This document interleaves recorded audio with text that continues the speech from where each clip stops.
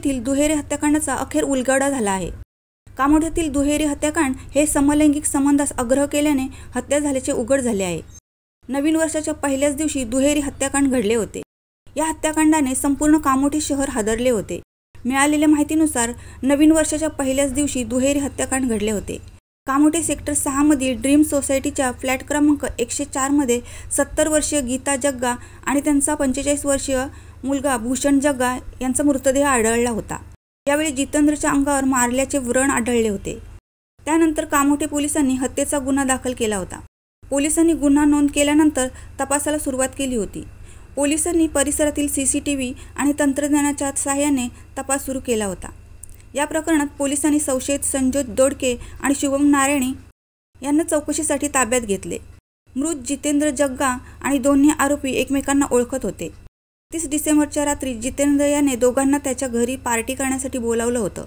या पार्टीमध्ये दारू पिल्यानंतर जितेंद्र याने दोन्ही आरोपींकडे समलैंगिक संबंध प्रस्थापित करण्यासाठी आग्रह केला।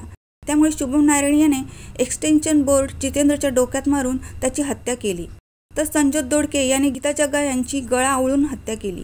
या प्रकरणी दोन्ही आरोपींना अटक करण्यात आली। या प्रकरणाचा पोलीस अधिक तपास करत आहेत। कशा प्रकारची घटना आहे? कामोठ्यामध्ये दुर्घटना घडली, दोघांचा मृत्यू झाला आहे। आरोपी कशा प्रकारे निष्पन्न होते? काल दुपारी साधारणतः 4च्या सुमारास नियंत्रण कक्षामार्फत कामोठे पोलिसांना खबर मिळाली की ड्रीमलँड नावाची सोसायटी आहे कामोठेमध्ये, तिथल्या एका फ्लॅटमधून गॅस लिकेजचा खूप वास येतोय। त्या कॉलच्या आधारे कामोठे पोलीस स्टेशनचे बीट मार्शल गेले। त्यांना दिसून आलं की फ्लॅट जो आहे तो आतून बंद आहे। त्यांनी फायर ब्रिगेडला बोलवलं। त्यांच्या साहाय्याने दरवाजा उघडला, आत प्रवेश केला। प्रवेश केल्यानंतर त्या फ्लॅटच्या 2 बेडरूममध्ये त्यांना 2 मृतदेह बेडवर पडलेले मिळून आले।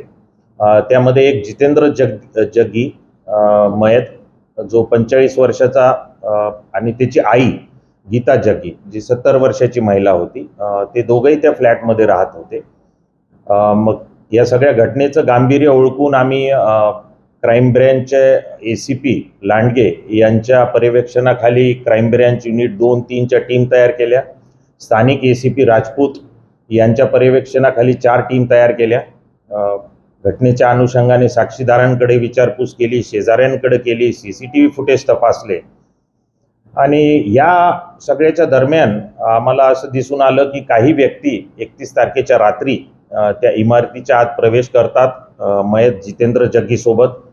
पुन्हा पहाटेच्या सुमारास ते बाहेर जातात, पुन्हा वापस येतात फ्लॅटमध्ये आणि शेवटी 1 तारखेला सकाळी 7 वाजता 2 व्यक्तीच फक्त त्या इमारतीतून बाहेर पडतात। या 2 संशयित व्यक्तीच्या तपासासाठी आम्ही सगळी पथकं लावलेली होती।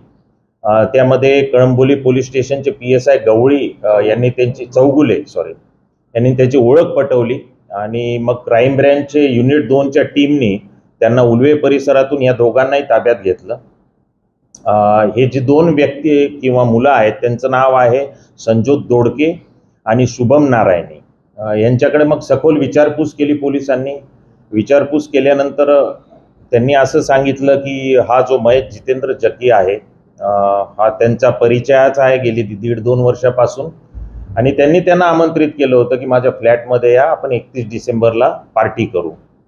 म्हणजे 3 जण त्या फ्लॅटमध्ये पार्टी करत होते, दारू पित होते आणि मग सकाळी साधारणतः 5:30-6च्या दरम्यान जितेंद्र जग्गी यांनी त्या दोघांना मुलांना आग्रह धरला समलैंगिक संबंध ठेवावे त्याच्यासोबत याबाबत। मग त्याचा राग आला शुभम नारायणी या मुलाला। त्यांनी तिथेच एक इलेक्ट्रिकल स्विच बोर्ड पडलेला होता, तो त्याच्या डोक्यात मारला। जितेंद्र जग्गीच्या 3-4 वेळेस डोक्यात मारला। त्यावेळी तिची आई उठून आली।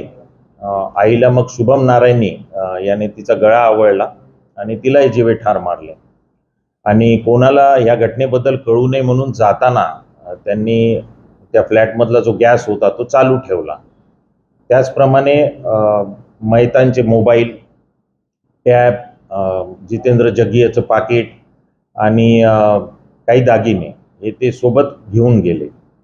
आता या प्रकरणात कामोठे पोलिसांनी खुनाचा गुन्हा दाखल केलेला आहे। आज त्या दोन्ही आरोपींना आपण न्यायालयात हजर केलं होतं, तर 7 दिवसाची पोलीस कोठडी रिमांड न्यायालयाने बजावली आहे आणि या गुन्ह्याचा पुढील तपास कामोठे पोलीस स्टेशनच्या सिनियर PI बिडवे मॅडम करत आहे. रायगड प्रतिबिंब न्यूज ब्युरो कामोठे.